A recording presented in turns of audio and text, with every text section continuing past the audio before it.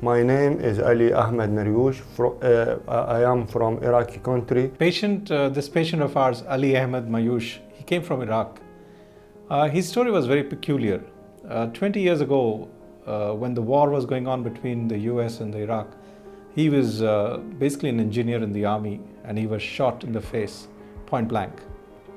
This resulted in a horrific damage to the socket of his left eye. He was extremely lucky that his eye escaped and his vision was still preserved. But his tear sac, the tear duct sac, was completely damaged. His floor of the eye was completely damaged.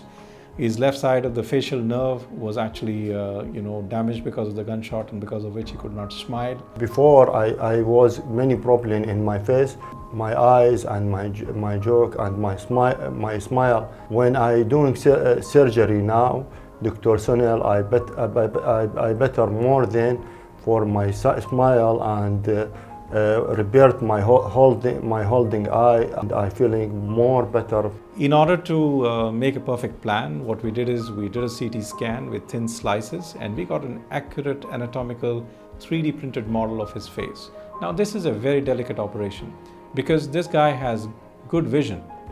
The problem he has is with the movement of the eye and the way the eye is sighted inside the socket. So we have to be extremely careful that we don't lose his vision, because when you're actually dissecting in this plane, it can bleed sometimes quite a lot, and if it bleeds too much, it can even impact his optic nerve in the vision. Before surgery, I feeling I cannot repair all this situation to my face, but after surgery, I feeling better, more better.